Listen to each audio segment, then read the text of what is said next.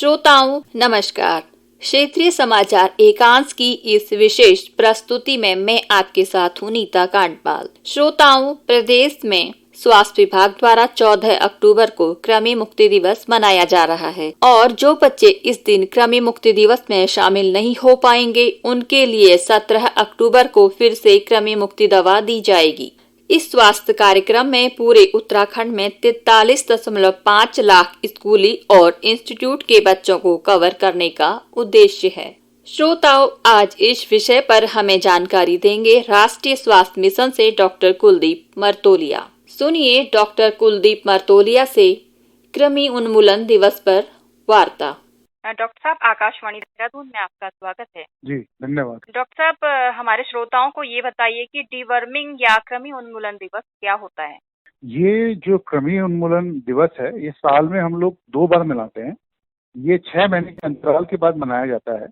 इसमें 1 से लेके 19 साल तक के बच्चों को हम लोग कवर करते हैं। जैसा कि आपको विदित होगा या आमतौर पे पाया जाता है कि जो हमारे 1 से 19 साल के जो बच्चे होते हैं या टीनेजर्स जो होते हैं, वो अमूमन क्या होता है कि जो कुछ सेल्फ हाइजीन की जो प्रैक्टिसेस होती हैं, मिट्टी में खेलते हैं या फिर किसी अन्य चीजों को खेलते हैं तो अपने हाइजीन का ध्यान नहीं दे पाते। तो कई बार क्या होता है कि ये जो परजीवी होते हैं जिसमें वॉर्म होता है, टेप वॉर्म होता है, एस्करिस होता है, उनके शरीर में रहते हैं, पैरासाइट्स जिसको हम बोलते हैं। और वो क्या करते हैं कि हमारे शरीर का जो अच्छा खासा जो पोषण का हिस्सा है जो एक मनुष्य या बच्चा खाता है तो उसको वो खुद ग्रहण कर लेते हैं, जिसकी वजह से जो बच्चे होते हैं वो कुपोषित हो सकते हैं। तो उसी को दूर करने के लिए साल में हम लोग ये 2 बार एल्बेंडाजोल की गोली खिलाते हैं और यही नेशनल डिवॉर्मिंग डे होता है।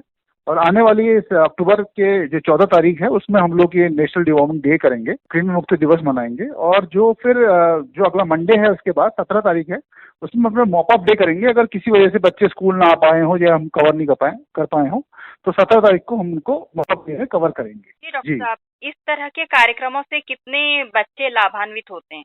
इस बार जो हमारा टारगेट है वो जो सेंसस का जो हमने एक्स्ट्रा पोलिट कर रखा है पॉपुलेशन, लगभग 43.5 लाख चिल्ड्रन पूरे उत्तराखंड में हम लोग कवर करेंगे, 1 से 19 साल तक के बच्चे। इसमें काफी सारे बच्चे वो भी होंगे जो टेक्निकल इंस्टीट्यूट में जैसे ITI में, मेडिकल कॉलेज फर्स्ट ईयर में, इंजीनियरिंग कॉलेज फर्स्ट ईयर पढ़ते हैं, तो उनको भी क्योंकि वो 19 साल के लगभग रहते हैं तो उनको भी हम लोग इस बार कवर करेंगे। जी डॉक्टर साहब, जी, कृमि उन्मूलन में साफ सफाई या स्वच्छता का क्या महत्व है? जैसा कि आपने बताया कि बच्चों के मिट्टी में खेलने से ये संक्रमण हो जाता है। देखिए 2 चीजें हैं इसमें। एक तो जो खुले में शौच का जो प्रचलन है अभी भी काफी जगह पे देखा जाता है कि खुले में शौच बच्चे करते हैं, तो जो इस तरह के जो पैरासाइट्स होते हैं उनके मल के रास्ते से बाहर आते हैं। अगर उसका कंटेमिनेशन हमारे पानी के साथ या हमारे फूड के साथ या फिर मिट्टी में कहीं हो जाए जहाँ बच्चे लोग खेलें या जो दैनिक के कुछ कार्य करें तो उसके द्वारा उनको इन्फेक्शन हो सकता है। कभी कभी क्या होता है कि बच्चों में ऑटो इन्फेक्शन भी हो जाता है। बच्चे अगर ना मल करने के बाद या उसके बाद अगर साबुन से अच्छे से हाथ ना धोएं तो उसकी वजह से भी इस तरह के इन्फेक्शन हो सकते हैं। तो बस हमारा इतना ही निवेदन सभी से है कि कहते हैं खुले में शौच ना करें, शौचालय का उपयोग करें और मल करने के बाद अपना जो हाथ है वो अच्छे से साबुन से धोएं। जी डॉक्टर साहब, इस तरह के जो स्वास्थ्य कार्यक्रम हैं जिनको कि परिवार कल्याण स्वास्थ्य मंत्रालय मना रहे हैं, तो इनका क्या महत्व है? इसका मेन महत्व यही है कि जैसा कि आप जानते होंगे कि 1 से जो 19 साल के जो बच्चे होते हैं, अगर उसको डिफरेंट एज वाइज कैटेगरी में हम लोग देखते हैं तो काफी सारे बच्चे अभी भी जो हमारे जो NFHS की रिपोर्ट है उसमें बच्चे एनीमिक हैं। एनीमिक कहने का मतलब है कि जिनका हीमोग्लोबिन अपनी उम्र के हिसाब से कम है। तो ये बहुत बड़ा इम्पैक्ट है इसका कृमि हमारे पेट में होने का। तो यही मूल उद्देश्य इस प्रोग्राम का है कि बच्चे जो हमारे जो यंग बच्चे हैं, जो एडोलसेंट बच्चे हैं, जो 1 साल से ऊपर के बच्चे हैं, तो वो एनीमिक ना हो, वो उनका हीमोग्लोबिन शरीर में अच्छी मात्रा में हो। और जैसा कि हीमोग्लोबिन अच्छा होता है तो बच्चे फिर अपने जो शारीरिक जो उनका जो पोटेंशियल होता है या जो मानसिक पोटेंशियल होता है उसका जो भरपूर प्रयोग करते हैं और स्कूल्स में, एकेडमिक्स में अच्छा प्रदर्शन करते हैं। मेन उद्देश्य इसका यही है कि बच्चे एनीमिक ना हो। जी साहब, कई बार देखा जाता है कि बच्चों को स्कूलों में दवा दे दी जाती है एल्बेंडाजोल, तो वो क्या सामने खिलाई जाती है या फिर बच्चों से कह दिया जाता है कि आप इसे खा लें? या हमेशा ये किसी के निगरानी में ही इस गोली को खिलाई जाएगी, चाहे वो आंगनवाड़ी कार्यकर्ता खिलाए या फिर स्कूल में टीचर खिलाए, हमेशा उनके सामने ही खिलाया जाएगा। और खासकर जो 1 से 2 साल के जो बच्चे होते हैं, क्योंकि उनमें डोजेज जो होती हैं वो हाफ होती हैं, और उस गोली को 30 चम्मच के द्वारा खिलाई जाती है ताकि बच्चे कहीं गलती से उसको श्वास की नदी में न ले जाएं। और इस गोली को खिलाने से पहले बच्चे को कुछ भोजन देना क्या आवश्यक होता है?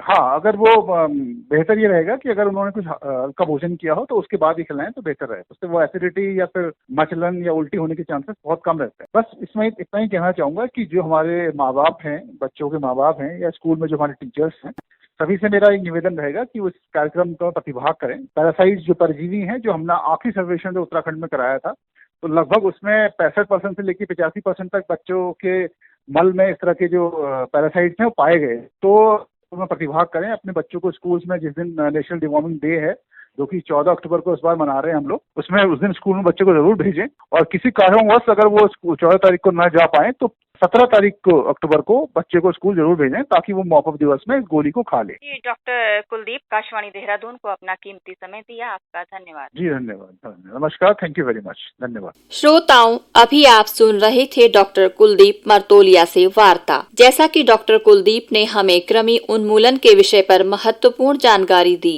और बताया कि किस तरह ये कृमि बच्चों के स्वास्थ्य को प्रभावित करते हैं। इस कार्यक्रम के माध्यम से हम सभी अभिभावकों से निवेदन करते हैं कि वह 14 अक्टूबर को अपने बच्चों को स्कूल अवश्य भेजें। अगर किसी कारणवश बच्चा स्कूल नहीं जा पाता है तो फिर 17 अक्टूबर को छूटे हुए बच्चों के लिए इस कार्यक्रम का फिर से आयोजन किया जाएगा। अपने बच्चे को एल्बेंडाजोल की दवा अवश्य खिलाएं। श्रोताओं, वृद्ध व्यक्तियों के सामने आने वाली समस्याओं को उठाने और सभी उम्र के लिए एक समाज के विकास को बढ़ावा देने के लिए हर साल 1 अक्टूबर को वृद्ध व्यक्तियों का अंतर्राष्ट्रीय दिवस मनाया जाता है। संयुक्त राष्ट्र महासभा ने 14 दिसंबर 1990 को एक प्रस्ताव अपनाया और 1 अक्टूबर को अंतर्राष्ट्रीय वृद्धजन दिवस के रूप में नामित किया। अंतर्राष्ट्रीय वृद्धजन दिवस मनाने की शुरुआत सन 1990 में की गई थी। विश्व में बुजुर्गों के प्रति होने वाले दुर्व्यवहार और अन्याय को रोकने के लिए लोगों में जागरूकता फैलाने के लिए 14 दिसंबर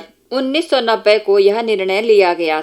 तब यह तय किया गया कि हर साल 1 अक्टूबर को अंतर्राष्ट्रीय वृद्धजन दिवस के रूप में मनाया जाएगा और 1 अक्टूबर 1991 को पहली बार अंतर्राष्ट्रीय बुजुर्ग दिवस मनाया गया। हालांकि इसके पहले भी बुजुर्गों के प्रति चिंता व्यक्त करते हुए उनके लिए इस तरह की पहल की जा चुकी है। सन 1982 में विश्व स्वास्थ्य संगठन द्वारा वृद्धावस्था को सुखी बनाइए का नारा देकर सबके लिए स्वास्थ्य अभियान शुरू किया। इसके बाद संयुक्त राष्ट्र संघ द्वारा 1991 में अंतर्राष्ट्रीय बुजुर्ग दिवस की शुरुआत के बाद 1999 को अंतर्राष्ट्रीय बुजुर्ग वर्ष के रूप में मनाया गया था। इस दिन को पूरी तरह से बुजुर्गों के लिए समर्पित किया गया है। उनके लिए वृद्धाश्रमों में भी कई तरह के कार्यक्रमों का आयोजन किया जाता है और उनकी खुशी व सम्मान का पूरा ध्यान रखा जाता है। खास तौर से उनकी सुविधाओं और समस्याओं पर विचार किया जाता है एवं उनके स्वास्थ्य के प्रति गंभीरता से ध्यान दिया जाता है। श्रोताओं, बुजुर्ग हमारे लिए ईश्वर का अवतार होते हैं जिनके आशीर्वाद से हमारा पालन पोषण होता है। उनके प्रति मन में सम्मान और अटूट प्रेम होना स्वाभाविक सी बात है, लेकिन इससे भी महत्वपूर्ण होता है उस अवस्था में उनके साथ होना जब वे असहाय और अक्षम होते हैं। यही उनके प्रति हमारे प्रेम और सच्ची श्रद्धा होती है। भले ही समय की कमी के कारण यह हमेशा संभव न हो, लेकिन इस एक दिन हम उनके प्रति जितने समर्पित हो सकते हैं होना चाहिए, क्योंकि उन्हें सिवाय प्रेम के और कुछ नहीं चाहिए। श्रोताओं, अब कार्यक्रम की समाप्ति का समय हो चुका है। कल आपसे इसी वक्त फिर मुलाकात होगी। तब तक के लिए मुझे दीजिए आज्ञा। नमस्कार।